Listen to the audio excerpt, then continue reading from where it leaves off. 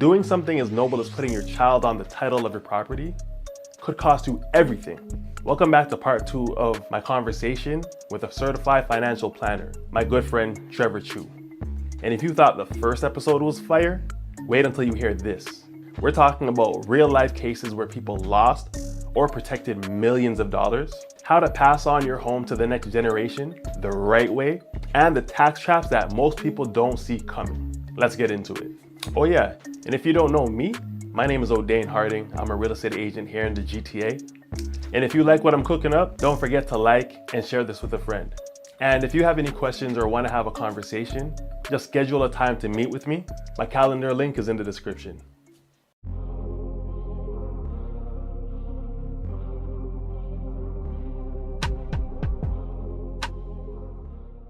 Life insurance is tax-free. If you put more money into it and have it as like a cash value life insurance, you can actually access a portion of the death benefit before you pass away while you're living, kind of like a house. Yes. I actually sold my rental property in 2021 because I knew they were going to change. Before they even announced it, I knew they were going to bring up capital gains tax because they were talking about it. They haven't touched it in 24 years. Right. They didn't actually change it though. Right? They didn't actually. They were proposing to change it. They were going to change it, but last minute they said, okay, we're not going to do it anymore. Right. And I know a lot of people started leaving the country. And people started transferring houses because there's no word. I got my cousins to transfer a rental property to their son. Right. In case they increase it, right? Because the difference if they transfer it now opposed to a couple months later in June 25th would have been like 50, 60, 70 grand. Right. Yeah. For the same property. For what? Right. Yeah. So and I said even if they don't change it, it's still better because it'll be his principal residence, and from going forward from that point on, it'll be tax free for him. Right. The longer you keep it in your name as a second property, the larger that tax bill gets, unless the property devaluates, right? And that's different. Right. Which is seldom because if you think about it, banks need to lend you more money. So they need the value of houses to increase. And the governments, they technically need to tax you more because we got a big deficit. They got to collect on these taxes. And one of those ways to collect is capital gains tax, right? Or increasing the taxes in the future.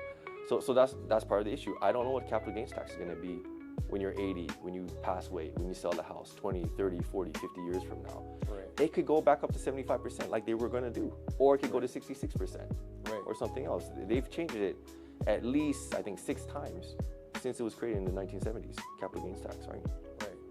Okay. So it's really important. You want to leave property, you got to find a way to pay for it. So what I did is I sold my second property in 2021 just for under $1 million. I had no mortgage on it, so it was all cash. I took a third of it, paid off my mortgage, so mortgage free. Nice. I took a third of that money. I only had to invest a third of it into a specially designed life insurance policy. So it's not a particular type of, it's specially designed, whereas I bought the minimum amount of permanent whole life insurance, payable for like 10 or 20 years, and then it's paid off for the rest of my life.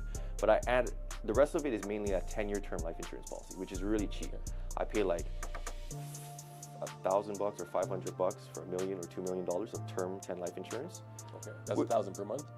No, per year. Per year, yeah. And most people, when they're young, they need term insurance because you have a young child.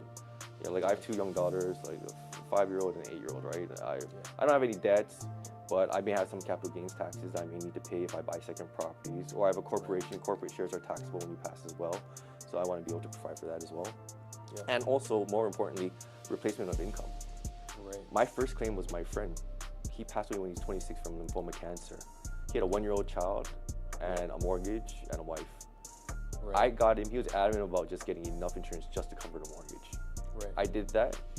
My policy paid out within a week. All my policies pay out like within a month, couple of weeks. I've never had a claim denied. Most of the claims you hear about getting denied are at the group level. So when you go get a mortgage at the bank, the bank's gonna ask you to buy bank mortgage insurance. If you get ill or you pass away, it'll pay off the bank and only the mortgage amount. So you're buying, it's technically group insurance because they don't do any underwriting until you make the claim, which is really bad because I can show you a CBC, it's called In Denial documentary. And this was like decades ago. TD, lots of different banks, they don't pay the claim because when they do the underwriting, they're like, oh, you didn't qualify in the first place. You answered this question incorrectly. And the bank representative isn't licensed and doesn't understand health questions, and the client may not understand health questions. They're just trying to sell a product and push quotas. That's crazy for the fact that they can take your money for months on end, and then when it comes to the point where you need it, they just say, nah, you They, didn't they qualify. might, they're going to refund, they'll probably refund your money unless it's fraud. Right. If it's blatant fraud, they can keep your money. They usually don't. I've only read of a few cases where they actually kept the money because of fraud, right? In all other cases, if it's just misrepresentation, they'll just refund the money. And I had clients who got, the same client who passed away, he would have had an extra $1 million. Today actually, one insurance company said we paid out the claim for $500,000, and he had 2 other policies that the parents own, kind of like a tax-free trust structure that the parents own and controlled. Another like $350, so you got like almost $1 million out of that, tax-free. But they all pay out within like a week. If you get your own life insurance policy, it goes directly to your beneficiary, and they get the whole amount. If you buy it at the bank, there's no underwriting up front, and it only covers a decreasing mortgage, and you're paying more than what you would pay individually because you're paying a group rate. You don't do any underwriting. So they're underwriting you like you're a smoker and that you're overweight and unhealthy, right? So just get your own policy. And when you get your own term policy, you can convert it into something later if you really need the insurance. Or if you don't need it, just cancel it. There's no commitment to it. You can cancel it any time. It's like car insurance, right? So what I did is I bought a whole life policy, a term rider attached to it, and what that does, it creates all this extra optional tax exempt room. So I can overfund one of my particular policies by an extra like $38,000 a year. So I took a third of that money from the sale of my house, and I'm in like my 4th, 5th year by now. And you make profit by after like the 2nd year or so. So it's actually turning a profit. Okay. And each year the cash value is increasing at a rate that's usually, probably by like the 7th year for my policy will exceed the passive income of my rental property. Except I don't have to manage tenants anymore. Right. I don't have to pay taxes. I don't have to fix property anymore. Right. And when I leverage that asset, none of it actually comes out of my policy. So now I've actually created 2 uses of my money instead of one. I give it to an insurance company to borrow for a little bit, and then I leverage against it. They give me the money, and they contractually have to give me money. I don't have to qualify for it. They won't ask me to pay back because that's what the life insurance is for, right? And then I can just take it out. They have to give me the loan. They do it in form of a loan, and the reason why I do that is because it's tax-free if you do that. If you take a dividend or you withdraw, there's gonna be some taxes. Right. It's much cheaper to pay interest these days than to pay taxes. Okay. You heard of Robert Kiyosaki? Rich Dad, Poor Dad? Elon Musk? They don't pay themselves any income. You look at their tax return, like little to no income because they leverage all their stocks, their real estate, and they live off of that. Right, okay. So I know I said earlier that the borrower is slave to the lender. So that's true, but the reality is you're gonna buy a house, you're probably gonna have to get into some debt. 100%. Right? We live in a debt-based economy. You're probably gonna have to finance a car with debt, finance your tuition, your college with debt, right? As long as you have a plan to repay that debt and you know when you're gonna be debt-free, that's the most important thing when you got debt, right? And so with life insurance, that's why they're able to lend you that money and not ask you to pay any of it or service any of the interest because they got a guaranteed death benefit when you die. Everyone has to die. Everyone has to pay taxes, and life insurance solves one of those problems, right? So you have experience with mortgages. Yeah. Is that similar to like a reverse mortgage if you were to get one? So the way I look at it is I basically bought a financial house that I'm going to use later to fund financing for other actual properties and land I'm going to buy. Okay. So instead of buying another second property, what I did is I sold my second property, so I have no more capital gains tax, put into this specially designed life insurance policy, which is really, they call it an infinite banking strategy. Right. So ask you about that. Yeah, so it's basically a way where you put money in and you're actually using the bank's money to live off of. And your money continues to compound tax-free in that policy. So if I got $1 million cash value in that policy, I can borrow it out. I don't have to service the interest. I'll pay back when I pass away because the death benefit is increasing at a similar or greater rate than the policy loan, just like a house. That's why I call it a financial house because it works the same. The cash value is really advanced with the death benefit before you pass away, just like equity in your house is advanced with the sale price before you sell it. So I just think of it as a tax-free house that I won't sell until I pass away. Right. And it's gonna fund my real estate. So I become my own bank. So that's the whole concept of infinite banking is that you don't go to the bank anymore for lending. You become your own bank and you leverage your own assets without having to ask the bank to leverage against it, right? So life insurance has that built-in feature. You just request it, they give you the money, you don't have to qualify for it. If you collateralize the loan, the policy at the bank, there's some programs where you do have to service the interest, others where you don't, but it's actually easier for a bank to lend on a life insurance policy than a house. because it's got a guaranteed cash value, guaranteed death benefit. There's no risk. Sometimes you get prime plus one, cheaper than a house, right? Okay, that's real. Way and they'll go 100% of the cash value with whole life policies. Universal life maybe 50%, depending on investments, right? But insurance is it's probably the most misunderstood financial vehicle because advisors only need to pass the licensing exam. They only need 60%. And majority of them, so if they're past 60%, they only understand 40% of the material they don't understand. Right. Right? Yeah, that's a lot. And then each insurance company has different types of products and different ways they manage their products. So if you don't understand all of them and you don't understand your client situation and you set them up with the wrong thing, that's how you end up with stories of people canceling their policy. And again, that's one of the only ways to lose your money with a whole life policy in particular, is if you cancel early. Other than fraud, those are only two ways you can lose money, because the cash value every year increases, it locks in, and every year the dividends paid out is vested for life, right? So I think of it just like a financial house, and I use that to fund other properties, because when you leverage against life insurance, it does not show up on your credit bureau. Personally, even if you leverage it at the bank, it doesn't show up on your credit bureau. So instead of using my second property to leverage to go buy another property, it's gonna lower my ability to get a higher mortgage. So what I do instead of put into life insurance, use that to finance my property. It doesn't affect my credit, and then now I have another property, and then I can use that property to later refinance, pull equity out, and live off of or fund another property. But also now I have the money to pay the final tax liability on all my second properties. So if I really want to leave second properties to my family, I can now, and they don't have to sell the properties. My uncles and my father are still withdrawing dividends from a corporation since 2008, because they don't want to get hit with the 30% dividend tax. So they're slowly withdrawing little by little each year. If my grandfather set up a life insurance policy, properly structured, reviewed by an accountant and lawyer, in a corporation, it would have created a tax-free dividend. So because in our Canadian tax system, CRA has something called integration, where they want it to be equal, whether you do it corporately or personal.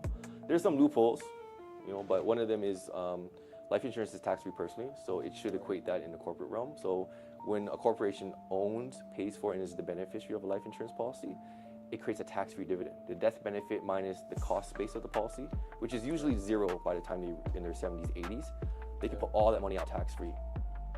So guess what Ted Rogers did? So Ted Rogers, the guy who created Rogers Communication, he died, and they called him a really smart estate planner.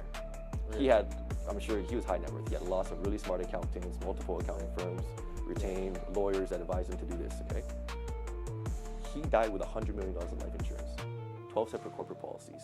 Do you think he needed life insurance? Probably not for the same reasons we're thinking of, right? It's because of the tax-free dividend. His surviving shareholders were able to pull out $100 million from his corporations tax-free. That is crazy. They saved $30 million in taxes by doing that. And you know what? It didn't really cost him anything. Had he left that $100 million in the corporation, he would have lost 30% to taxes. What he did instead is just lend it to the life insurance company, and when he died, $100 million tax-free. For his kids. Yeah, so a lot of these life insurance policies are actually being sold to people like Ted Rogers. 80% of the premiums that come from two of the major carriers, the two largest carriers, come from only 8 to 10% of their clients. They're not selling to you and me. Like Sun Life is priced for the high market value. They're not priced for the middle market. They're not selling to you and me. The majority of their premiums are like $5 million a year, stuff like that. Because once you max out your TFSA, once you have a corporation, once you max out your RSP, you have nowhere else to invest tax-free in Canada. In Canada, all you have is a TFSA, 102,000 or so room if you were born a certain year. FHSA if you're a first-time home buyer, 40 grand. It's not much there. That's not even 150. RSPs are tax deferred, but when you withdraw them, they're fully taxable. They can flow spouse to spouse, tax deferred, but if you leave an RSP to an adult child, it all gets registered as taxable income, 100%. CRA will take half of it in taxes. So if you're gonna buy RSPs, don't buy more than you're gonna spend in your lifetime, or that your spouse can spend in your lifetime. So the only other thing left for Canadians is life insurance. Well, if you were to guess, why do you think the government allows it to be tax-free? For life insurance? Yeah, for the growth to be tax-free, for the death benefit to be tax-free. If you were to guess, why do you think that's the only thing besides TFSAs, first-time home savers account, and your principal residence? I don't know, because it's guaranteed you're gonna die. Yeah, everyone has to die, everyone has to pay taxes. Well, think about it this way. You're stepping in when people pass away, when they become ill or disabled. They control majority of the pension plans in this country. They're responsible for paying people's incomes for the rest of their lives. The government cannot take on those responsibilities. They can't afford to.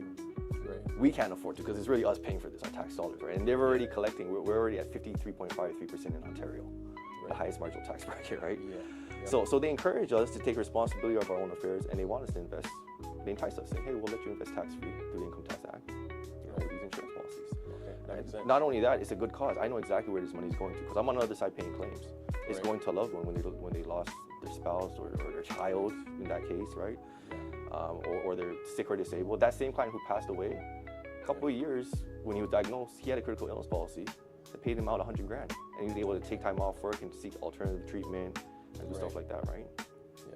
Yeah. And that was all tax-free as well. Yeah. So, and his policy actually, critical illness insurance is unique in Canada and Australia because we're the only two countries that guarantee our premiums. Probably because we have a low population, really good mortality. We got free healthcare system, good laws, we're pretty peaceable, not a lot of crime, right? So they guarantee our premiums.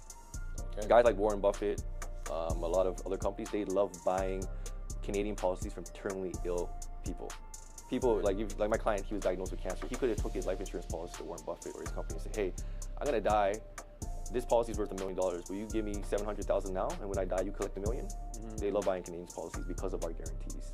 I didn't even know that was a thing. And with critical illness policies, like I have one for $100,000. I pay like $2,000 a year for it. Over 20 years, I'm gonna put like, what was that, 40 grand into it? I can take back all my money tax-free if I cancel it anytime after 20 years or the last rest of my life. Right. And that's important because most people are buying mortgage insurance only for death. 50% of mortgage foreclosures are due to illness or disability, not death. 50%. 50%, yeah, because you got a 50%, if you're gonna do risk management, so part of my plan, besides the retirement tax plan, I do risk management. I look at all the possible things that could happen to you, right? We plan for the best, we plan for the worst, we hope for the best, Right. okay? The highest risk is gonna happen to you, so home insurance, 1 in 1,000 chance of making a claim. Yeah. You need home insurance, you should have home insurance no matter what, 100%. okay? Listen, I know a client of mine, his house burned down, and at the time they didn't have insurance, so they had to source that cash and get the house rebuilt. So that was and that's get insurance. That's the biggest asset you're probably ever gonna own is a house. You want to insure it, and insurance is cheap. It's not like it's expensive. You insure your car for less, for more. You pay like $200, $150 a month. House insurance is only like $100 a month, right? Yeah. Besides home insurance, they should also buy title insurance. Right. I don't think it's mandatory, but they should. It's mandatory. Is it mandatory? Usually the lawyers have to make sure they have it. Yeah, because when I bought my house, the guy didn't pay his water bill and tax bill for like 3 years. I would have to pay like 14 grand to hook up my water. If I didn't have home insurance, title insurance. Right. I had another friend, my client. The city came by and was like, we're gonna redo the sidewalk. Your fence is on city property. You gotta move it. Cost him 30 grand to do that. Jeez. I said, did you buy the house like that? He's like, yeah. Go check title insurance. Title insurance should cover it, and they did. Right. Okay. Nice. So besides, you should have mortgage insurance in case you pass away, but the likelihood of you passing away in the next 10, 20 years is less than 5% actually. Okay. So companies that sell only term life insurance, they love selling you term insurance because all they do is collect premiums. They rarely pay out a claim. Right. You're not going to die during that time, right? No. Whereas permanent insurance, it costs more because they have to pay out a claim, and you're going to eventually pass away and expire, right? Right. Yeah. Right. Okay. So, but most people are not insured for critical illness and disability. So if you're not employed, you don't have any disability insurance, you should cover yourself for that. That's 1 in 3 chance of making a disability claim in your lifetime. Right. Car insurance is 1 in 300 chance. Okay. The greatest risk in your lifetime is cancer. You have a 1 in 2 chance of contracting some sort of cancer. 1 in 2 chance in your lifetime. I believe the statistic because I have so many family members, friends who have passed in terrible cancer since after COVID. Right. A lot of I had a tumor on my leg when I was younger, right? Yeah. So I get it. I have another 36-year-old right now with cancer. Yeah. Started out with breast cancer. They do the biopsy, they poke it, it spread somewhere else. Now she got brain cancer. Oh goodness. Right. So they put her in palliative care. She couldn't open up one of her eyes. They gave up on her. I went to the hospital. I was like, all I did was show her a lymphatic cleanse. Right. So your body has different lymph nodes that get rid of the toxins in your body, and they get clogged because maybe you're wearing a bra or all the time, or you're wearing underwear that restricts those lines of the lymphatic system. You end up with cyst tumors and all these things build up in your system, right? Yeah. The tumor is just your body's, it's the way of telling you, hey, your body's working to contain these toxins in one place so it doesn't spread. Right. Something's misaligned, you need to... But that's why it spreads when you poke it and do a biopsy, right? Yeah. And they have lots of studies proving this, and I've lost at least 7 clients to it's this. Not funny, but the same way every time. You got minor cancer, don't worry, you got a good chance of getting rid of it. Let's do a little radiation chemo. fry your organs a little bit, and then it comes back somewhere else. Let's do a biopsy, poke it, comes back somewhere else, spread some more, and then they eventually die of. Right. Of and God that's knows expensive what, treatment too. right? Yeah. So and we fund all of that. My client who was in palliative care, she didn't have any OHIP. They're charging $3,000 a day to be in palliative care. $3,000 a day. $3,000 a day. It's a business. And guess who pays for that? We do. We do. Yeah. Okay. We cancer treatment. About taxes, but you know, we I'm not to get political, but I think you mentioned something earlier about I don't even know what it was about, but essentially we put in place back into government the liberals who spend more and usually have the taxes higher. So they spend more, they got a deficit, so they're gonna have to collect more taxes, or they're gonna have to run some of their businesses to create more income somehow. Right. Some of their state-owned businesses, right?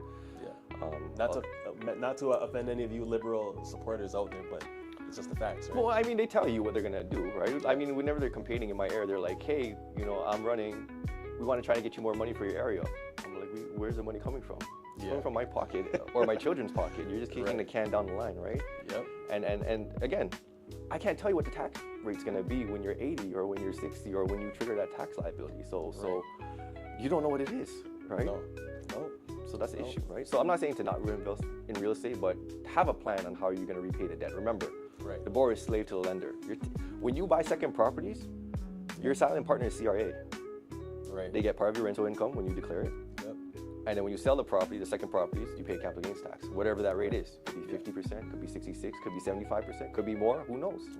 Whatever they want to change it to, right? Yeah. So you know, you should own real estate. You need a place to live. You should definitely own a principal residence in Canada, unless you don't plan on living here long term. But even if like you buy real estate and you sell it or you move, you get all of it tax free. Right. And as you're paying into your mortgage, part of that, most of it is going to interest in the beginning.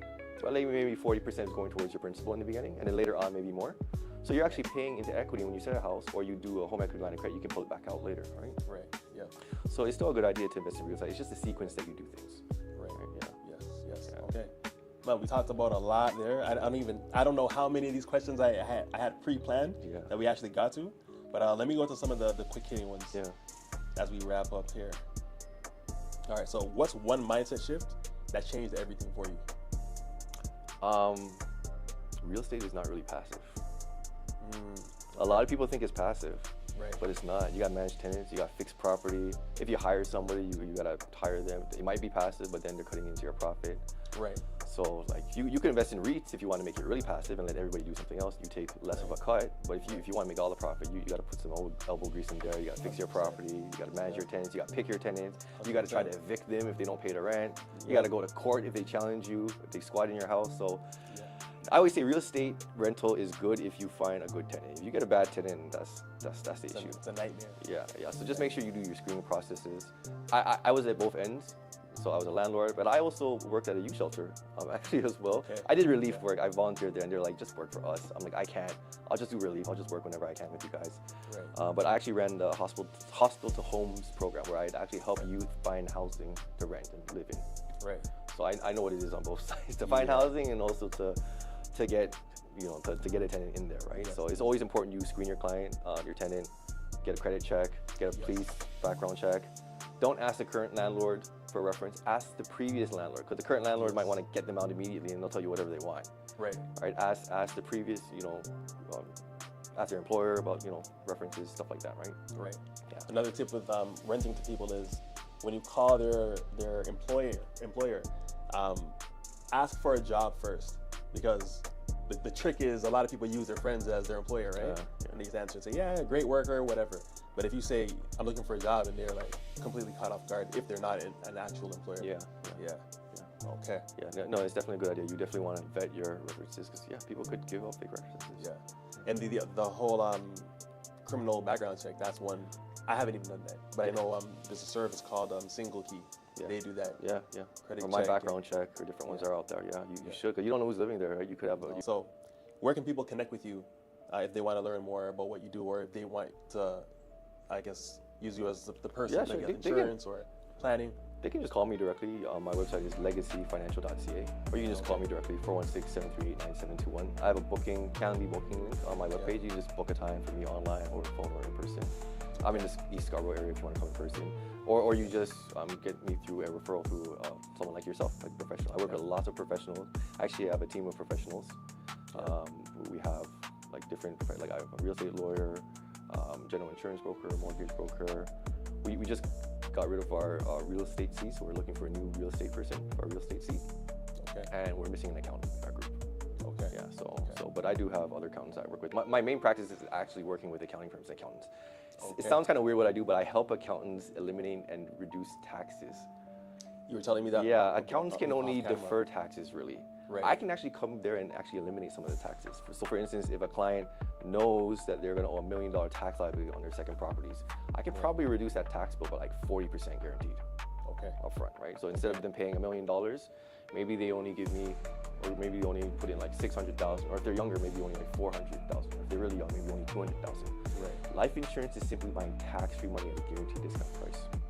That's all it is. I mean, think about it, when I pay out a claim, the beneficiary, all they understand in their mind is it's money and it's tax-free, and it's worth a lot more than what the person paid for. Right. Right. That's all it is. So really, the best policy is the one that's enforced when you pass away. Unless you can tell me when you're gonna pass away, nobody knows the answer to that question. If you pass away in the next 10 years, you should probably get some term. If you're gonna live to life expectancy, probably you need some permanent, right? So you probably need a blend of both, right? So there's no such thing as one shoe fits all for anything, right? No, you got to really know your circumstance. So part of what I do is I really get to know the client. I ask a whole bunch of questions. Do you have a will, power of attorney? What are your debts? How many properties do you have? What's the tax like? What did you buy them for? What are they worth now to calculate tax liability? And I give them a whole chart like of each property, current tax liability if they sell now, or 15, 20 years from now when it's double the value or when it's triple the value, what is the tax liability going to be? Right. Okay. So you know what you're dealing with. The way to eliminate it is through insurance. That's the cheapest way. Yeah, because you can get $1 million tax-free paid out when you pass away, and that's when you need it, when it's triggered, right? You don't need it now, and you only pay like, if you're older, maybe 600,000 over your lifetime for it, or if you're younger, maybe only 200,000, 300,000 for $1 million. So you're buying tax-free money at a guaranteed discount price. You're paying 200, 300,000, 600,000 for $1 million tax-free guaranteed. Yeah, that's all it is, really, right? So that's why I say it's the most misunderstood financial vehicle, and that's part of the reason why I'm able to eliminate taxes with accountants, because they don't understand life insurance. No, not at all. They don't take any courses on life insurance. Their only understanding of life insurance typically is the CPA term insurance that they have through their group, right? So they don't really understand anything else, right? Unless they're working with someone like me or they're life licensed and they do understand some of these strategies. Because again, if you own in a corporation, increase the tax-free dividend. If a corporation is making more than $50,000 of passive income, they get their small business deduction clawed back. So in Canada, if you are you incorporated? Not yet. So if you decide to incorporate in the future, most people incorporate for legal liability, because if you get sued, they sue the corporation, and they don't sue you personally, right? Other reason besides legal liability is the ability to have a smaller tax rate and retain money in the corporation. So the first $500,000 of active business income in a corporation in Canada, well, in Ontario particularly, is only taxed at I think less than 13% or so. The first 100,000? First 500,000. 500,000. Yeah. So you make a lot of money in a corporation and pay less tax personally. Right. If that same person made that money personally, they'd pay 53% marginal tax bracket. Too much. Above, I think, 250 or something. Right. But corporately, it's only 13% tax. If I make 400,000 a year, my tax bill is only like 44 grand, 45 grand. Right. If I do that personally, it's like half. It's like 200,000, right? Right. So how it works in a corporation is you're taxed very little, but what they do is you leave the money in the corporation. So if you can make enough to leave it in the corporation, then it makes sense. Right. Because what you can do now is you can control how much you get paid from the corporation. So for instance, I don't pay myself a salary because I don't want to pay into CPP. Yeah. I don't know what CPP. I'm pretty sure they're going to be able to guarantee the income because they'll just increase the contribution rate. Right now it's 9.9% or something. They'll just increase it like they have in the past. Right. If they feel like they can't, keep up with it. Yeah. But I don't know what's going to be. Right. I don't know what's guaranteed at. It is indexed to inflation quarterly, so it is valuable. But I did the calculation and I worked out that even if I get a small CPP amount, but I take the savings and invest it into an individual pension plan. Yep. And what I did is I structured the individual pension plan in a TFSA, so all the income will be tax-free and all the growth will be tax-free when I withdraw it. So it'll give me a guaranteed tax-free income for the rest of my life. And I know every year it tells me exactly what my income is going to be when I pull it out at 65 or whatever age, starting from 55, I want to pull it out. Right. So it's like a defined benefit pension plan, except it's hybrid where I can pick investments, try to beat the pension plan. Whereas CPP is taxable and it's capped. I'm probably going to get the most like $13,000 per year in today's income, today's dollars, adjusted to inflation quarterly, so it might be double by the time I reach retirement, but it's taxable income. Right. So that's the issue, right? Yeah. And if you make too much taxable income, if you make over 90,000 in taxable income, you get called back on old age security. So that old age security is a pension they give you. It's roughly $8,000 a year for just living in Canada for 40 years. If you live in Canada for 20 years, you get partial pension, even if you move to another country. But that's taxable as well. Right. And so again, if you make too much, or if you buy too much RSPs, at 71, the government's going to force you to withdraw from your RSPs. Right. Roughly like 6%. It's at 71, climbing up to 14% life expectancy, which is another fully taxable income. Yep. So if you got $1 million of RSPs and now you have to withdraw 6% a year, right, that's quite a bit. Like, what's that? 60 grand, right, a year. And then if you got 20 grand in CPP and another 8 grand, you're pretty much at clawback. Right. So now you have a tax issue, right? Which is another reason why people like Robert Kiyosaki and Elon Musk, they don't pay themselves. Right. They take loans against their property, and they pay interest because it's much cheaper to pay interest, especially when your assets increasing at a faster rate than interest. Right. Like it's like borrowing to invest. Some people, they take a HELOC out or take investment loan, and they pay like 5% on the loan, but then they invest and earn more than 5%. But when they invest, especially if it's non-registered, you can't do it for RSP or TIPS, but for non-registered assets or a business that's taxable, you can write off the interest. Right. So even though you're paying 5%, when you write off the interest, it's not really 5%. Right. And then you're earning more than 5% here. Yeah, it's like arbitrage. You don't have to pay the loan. You can just pay the loan when you pass away or when you sell the asset. Right. Right, if they let you do that, right? Which is typically only with life insurance because they got a guaranteed way. They can't do that with houses because they don't know what the housing price is going to be. Right. Like if you were in Japan in the 1980s, 1990s, they would have been in big trouble if they did that because their real estate fell 60, 70, 80%. Right. Like commercial and personal. So still down. And still down. And they don't have enough population to replace their baby boomers, so they don't have enough buyers. So what they're doing is they're importing immigrants and they're setting them up on dates with Japanese women to move here and become residents and hopefully buy some property. That is crazy. Yeah, and they just came out of negative interest rates. For years, they were paying Japanese people to borrow money. That's how bad it was. Yeah. Because during that, what's called, they had a balance sheet recession, meaning they only had enough money to pay their debts. And because they owed more debt than the property was worth, they just paid off all their debt until they had. So they had no more money in their economy to spend. Nobody was spending money. And that's why they paid people to borrow money, but they also charge you to save money in a bank account. So a lot of Japanese people just put cash under their mattress. They don't even put it in a bank account for that reason. I didn't think about the flip side because I knew about the negative interest rates, but I didn't think about that affecting your bank deposits, which is crazy. Yeah. So because the whole idea is when you deposit money, there has to be somebody on the other side to borrow it out and spend it in the economy. Otherwise, it's not creating any GDP, gross domestic produce, right? Yeah. So productivity. So spend it pretty much. So there has to be somebody on the other side to borrow that money. Yeah. Otherwise, you run into issues in your economy, right? You have a bunch of people who are just paying into debt, not creating any jobs or anything, and just making the rich get richer. Yeah. Right. And that's the reason why these systems don't last, because there's no reset to the debt. Guess what happens every 7 years to our economy? We typically have a recession. It's called a short-term debt cycle, right? And that's why King Solomon said every 7 years you got to forgive the debt. It's almost like he knew if you don't reset the debt, you're gonna have a problem in your economy. And that's exactly what happens. Right. Guess what happens every 50 years to our economy? Not sure. We go through a long-term debt cycle, and we could end up in a depression. Okay. And again, back to Ray Dalio, he explains. He's got a whole video. I think I put it on my website too. Okay. In the resources section, you can watch it. It's like an hour long. He explains the whole economy and how that works and how they deleverage during that cycle. Because you reach a point in the economy where interest rates are so low. If it's cheap to borrow money, people are just going to borrow a lot of money, and they're going to raise the price of everything. Yeah. And now what do you have? You have a whole bunch of people with a lot of debt now. Which is why now in real estate it's a sweet spot because interest rates are relatively low. They're still relatively low, yeah, even though they have risen. But that's part of the issue is that people were accustomed to 1% interest rate. They got mortgage at 1%. Yeah. Close to 0%, and then all of a sudden it's at 5, 6, 7%. Can't pay it back fast. Yeah. I had clients who they were on a fixed payment mortgage, so meaning they pay the same amount even if their interest rate increase, and all the extra payment will just occur until the end of the term, and when they renew, they have to pay all that off.